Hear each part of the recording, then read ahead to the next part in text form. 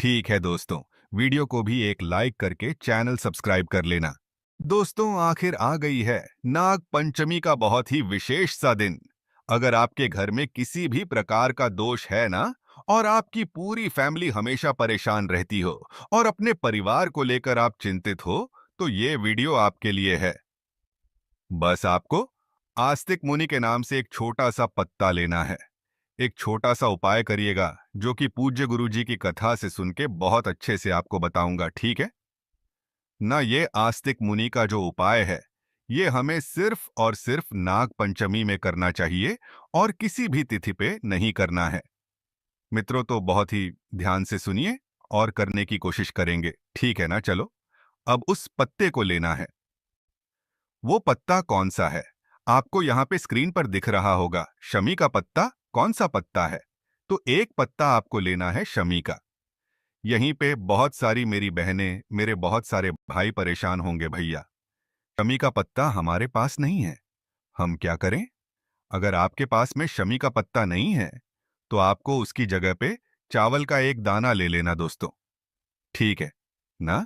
इसके अलावा कुछ भी नहीं लेना। इसको लेने के बाद में फिर एक तांबे का लौटा लीजिएगा और उसके अंदर जल भरिए। ध्यान रखेंगे, इस जल के अंदर आपको शमी के पत्तों को नहीं डालना। हाँ, लेकिन इस जल के अंदर अगर आपके घर में गंगा जल हो, तो उसको जरूर डालेंगे, ठीक है ना। इस कलश को उठाएंगे, शमी के पत्ते को लेंगे और सीधा पहुंच जाएंगे महादेव के शिवलिंग के पास में। कोशिश करिएगा इस उपाय को महादेव के मंदिर में करने की, चाहे छोटा मंदिर हो या फिर बड़ा मंदिर, ठीक है मित्रों। सुबह करना हो, शाम को करना हो, कभी भी करो। पहले मेरी बात सुनिए। महादेव का पूरा परिवार शिवलिंग के ऊपर विराजमान है।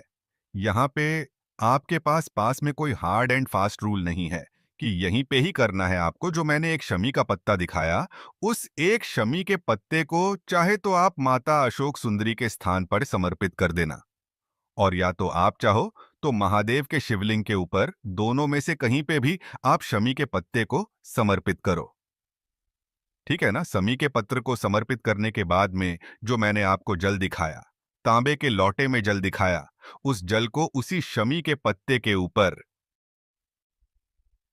आस्तिक मुनि के नाम से, किसके नाम से चढ़ाना है मित्रों? आस्तिक मुनि के नाम से उस जल के, उस समी के पत्ते के ऊपर जल को समर्पित करना। ठीक यही जल बहता हुआ जलाधारी से नीचे गिरेगा। इस जल को यहां से रोक लेना। रोकने के बाद में जिस समी के पत्ते के ऊपर आपने जल को चढ़ाया है, उसी समी के पत्ते को उठा लेना है ना। और इस बचे हुए जल को जो आपने रोका है, इसको उठाना और पहुंचना अपने घर पे। जो आपके घर का मेन गेट होता है ना, एक लोहे वाला, ये देखो बड़ा सा गेट जो होता है, उस गेट के बाहर यहाँ पे छोटी सी कोई, चाहे इस साइड या फिर इस साइड, किसी भी साइड थोड़ा सा मिट्टी खोदना, और उसी के नीचे उस समी के पत्ते को अगर आप दबा देते हैं आस्तिक मुनि के नाम से, किसके नाम से? आस्तिक मुनि के नाम से, तो आपके घर में कभी भी कोई सांप अंदर नहीं जाएगा, कभी भी कोई बिच्छू अंदर नहीं जाएगा, कोई भी जहरीला जानवर, ऐसी कोई भी चीजें आपके घर में नहीं हो सकती, और आपकी फैमिली, आपके परिवार को कभी कोई तकलीफें नहीं होंगी। पहला काम तो ये। दूसरा, जो आप महादेव के शिवलिंग के पास से जल को रोक करके लेके आए हो, फिर आप अपने घर के अंदर जाएंगे। दोस्तों, जितने भी रूम्स होंगे, कमरे होंगे, उन सभी कमरों में उस जल का छिड़काव कर देना। इस नाग पंचमी में करके देखिएगा, आपको कुछ ही दिनों में इसका असर देखने को मिलेगा, ठीक है ना। देखो, ध्यान रखना इस चीज का कि ये उपाय हमें हमेशा नहीं करना है, सिर्फ और सिर्फ नाग पंचमी में करना है, और वो भी आस्तिक मुनि के नाम से करना होगा। बहुत ही फेमस सा उपाय है। पूज्य गुरु जी का तो करिएगा, ठीक। तो पहले उपाय की हमने बात कर ली है मित्रों, आगे बढ़ते हैं। अब इस वीडियो के हम लोग अपने दूसरे उपाय की तरफ, जो कि आपको दूध से करना है। अब नाग पंचमी का दिन है और दूध का उपाय ना हो, ऐसा हो ही नहीं सकता। देखो, दूसरे उपाय की बात करते हैं। सबसे पहले बात करते हैं इस उपाय के बेनिफिट क्या है, फायदे क्या हैं। अगर मान लीजिए कोई भी व्यक्ति घर में आपका बीमार पड़ा हुआ और उसकी बीमारी ठीक ही नहीं हो पा रही, बहुत दिनों से परेशान चल रहा है, तो आप इस उपाय को करेंगे, ठीक है ना। स्क्रीन पे आपको दूध दिख रहा है, तो आपको भी इसी तरीके से गौ माता का कच्चा दूध लेना है दोस्तों। आपको गाय का ही दूध लेना है, कोई और दूध नहीं लेना। ठीक, ले लिया। और उसके बाद में आपको एक पुष्प लेना है, और पुष्प में कोशिश करेंगे कनेर का एक पुष्प मिल जाए। पीला वाला कनेर के बहुत सारे फूल आते हैं, बट हमें कौन सा लेना है? पीला वाला एक कनेर का फूल। दूध ले लिया, फूल ले लिया, सीधा पहुंचेंगे महादेव के शिवलिंग के पास में। फेस रखिएगा उत्तर दिशा, नॉर्थ डायरेक्शन। जो आपके पास में कनेर का पुष्प है ना, उस कनेर के पुष्प को पहले बता रहा हूं, बहुत ध्यान से सुनिए।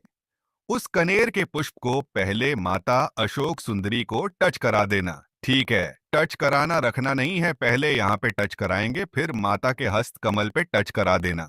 उसके बाद में वही कनेर का फूल उठाकर के महादेव के शिवलिंग के ऊपर रख देंगे, है ना। कनेर का पुष्प रखने के बाद में जो आपके पास में दूध है दोस्तों, उस दूध को उसी कनेर के फूल के ऊपर बिल्कुल स्लो मोशन में धीरे धीरे कुंदकेश्वर महादेव के नाम से, किसके नाम से? कुंदकेश्वर महादेव के नाम से चढ़ाएंगे। साथ ही साथ जो व्यक्ति आपके घर में बीमार पड़ा है, उस बीमार व्यक्ति का नाम और गोत्र बोलेंगे। इतना करने के बाद में जो आपके पास में एक लोटा जल भी होगा, अब उस एक लोटे जल को आस्तिक मुनि के नाम से फिर उसी कनेर के फूल के ऊपर समर्पित कर देना। जिस व्यक्ति का नाम और गोत्र बोल करके आपने इस उपाय को किया है, उस व्यक्ति की जो बीमारियां होंगी, जो तकलीफें होंगी, बहुत ही जल्दी खत्म हो जाएंगी दोस्तों। और आपको पता भी नहीं चलेगा नाग पंचमी का यह अवसर। आस्तिक मुनि के नाम से उपाय करने से हमारे जीवन के जो कष्ट होते हैं वो हमेशा के लिए खत्म होते हैं। ठीक है ना? दो उपाय की हमने बात कर ली है। आगे बढ़ते हैं अपने वीडियो के अपने तीसरे उपाय की तरफ, और जो कि आपको नाग पंचमी के अवसर पे करना है कैसे। लेकिन उससे पहले जल्दी से कर दीजिए वीडियो को लाइक। और मेरे जितने भी भाई बहन आवाज मेरी पहली बार सुन रहे हैं, चैनल को जरूर सब्सक्राइब करेंगे, ठीक है ना। देखो, अब पंचमी का दिन है तो हमें पंच वाला उपाय तो करना ही पड़ेगा। स्क्रीन पे आपको दिख रहा होगा बेलपत्र, है ना। देखो, ये बेलपत्र आपको लेनी होगी दोस्तों, 5। पहले बात करते हैं इस उपाय के फायदे के। अगर आपके घर में लड़ाई होती है, कौन सी होती है लड़ाई? होती है, कोई व्यक्ति है क्रोध करने वाला है, गुस्सा करने वाला है, तो आप इस उपाय को करेंगे, ठीक है ना। ले लिया, कितने बेलपत्र लिया आपने? 5 बेलपत्र ले लिया। साथ ही साथ एक तांबे का लौटा लीजिएगा और उसके अंदर जल भरिए अपने घर से, और इसके अलावा कुछ भी नहीं लेना, सीधा पहुंचना महादेव के शिवलिंग के पास में। फेस रखिएगा उत्तर दिशा, नॉर्थ डायरेक्शन। मैंने आपको 5 बेलपत्थर पर नहीं चढ़ाना, एक ही स्थान पर चढ़ाना होगा, लेकिन तरीका अलग होगा। कैसे?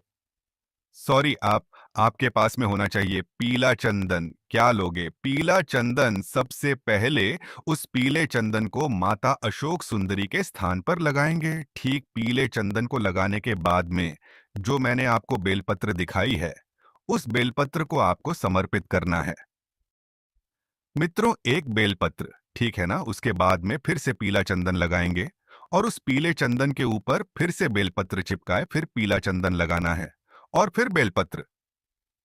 इसी तरीके से पहले पीला चंदन, फिर बेलपत्र, फिर पीला चंदन, फिर बेलपत्र, एक के ऊपर एक आपको समर्पित करते जाना है। लास्ट वाली जब आप बेलपत्र समर्पित करें, जो व्यक्ति आपके घर में क्रोध कर रहा, गुस्सा कर रहा, उस व्यक्ति का नाम और गोत्र बोल के समर्पित करिएगा। जो मैंने आपको एक लोटा जल दिखाया, उस जल को अब यहां पे समर्पित करेंगे।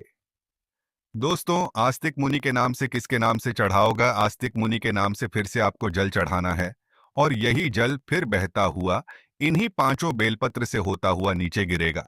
इस जल को रोक लेना और इसको ले जाकर के अपने घर में हर जगहों पे छींट देना, जिस वजह से आपके घर में नेगेटिव एनर्जी प्रवेश कर चुकी है और आपके घर में हमेशा लड़ाई झगड़े, क्लेश, क्रोध ऐसी भावना बनी रहती है। तो सारी समस्या धीरे धीरे करके खत्म जरूर हो जाएगी। ठीक है ना, करना सभी को है, भूलिए नहीं। आगे बढ़ते हैं इस वीडियो के सबसे आखिरी और बहुत ही छोटे से उपाय की, और इस उपाय का बस एक फायदा है, और वो है मनोकामना पूर्ति के लिए। आपको इस उपाय को अपने घर पे करना है मित्रों, कहीं भी जाने की जरूरत नहीं है, ठीक है ना। उसके लिए हमें लेना होगा इस तरीके से इत्र, ठीक है ना, ये उपाय पहले बता चुका हूं, बट फिर से ध्यान से समझिए। इत्र लेना, इत्र के साथ में हमें फिर से लेनी होगी 5 बेलपत्र, जो कहीं से कटी फिटी ना हो। अब जिनको बेलपत्र नहीं मिलती है, तो वो महादेव के शिवलिंग से उठा करके और धुल करके भी इस्तेमाल कर सकते हो। ठीक है ना, 5 बेलपत्र लेंगे, मैंने आपको इत्र दिखाया दिखाया ना। आपको क्या करना है, जो 5 की पांचों बेलपत्र होंगी, उसकी जो नीचे की ठूंठ होती है, जिसको डंडी हम लोग तोड़ के फेंक देते हैं, इसी ठूंठ पे आपको एक एक बूंद 5 के पांचों बेलपत्र पे आपको इत्र लगानी है। ठीक है ना, इत्र लगा दिया। अब इसको लेके कहीं जाना मत, अब उस बेलपत्र को बेल पेड़ के नीचे लेके जाना। जैसे मान लीजिए कि ये बेल का पेड़ है, इसी के नीचे लेके जाना, ठीक एक एक करके आपको उस बेलपत को वहां पे रखना है 5। नाम बोलना है शिव। पंचायत का ध्यान करते हुए अपनी मनोकामना का ध्यान करना। ठीक, पहली बेलपत समर्पित करेंगे महादेव के नाम से। ठीक, जो दूसरी बेलपत समर्पित करेंगे वो विघ्न हरता भगवान गणेश के नाम की जो तीसरी बेलपत्र बेल पेड़ के नीचे से समर्पित करेंगे, वो जगत जननी जगदम्बा मां दुर्गा के नाम की जो चौथी बेलपत्र आप समर्पित करेंगे, वो भगवान विष्णु के नाम की। और जो पांचवी बेलपत्र आप समर्पित करेंगे दोस्तों, वो पूरे विश्व को ऊर्जा प्रदान करने वाले, शक्ति प्रदान करने वाले, रोशनी प्रदान करने वाले भगवान सूर्य के नाम की पांचवी बेलपत्र आपको समर्पित करनी है। ये जो 5 देवता का नाम मैंने बताया, इन्हें शिव पंचायत बोलते हैं। और जो भी व्यक्ति किसी विशेष स्थिति पे 5 की 5 बेलपत्र पे इत्र लगा करके इनका ध्यान करके बेल पेड़ के नीचे समर्पित करता है मित्रों, उनकी मनोकामना शिव पंचायत पूरी जरूर कर देते हैं। ठीक है दोस्तों, वीडियो को भी एक लाइक करके चैनल सब्सक्राइब कर लेना। दोस्तों, आखिर आ गई है नाग पंचमी का बहुत ही विशेष सा दिन। अगर आपके घर में किसी भी प्रकार का दोष है ना, और आपकी पूरी फैमिली हमेशा परेशान रहती हो और अपने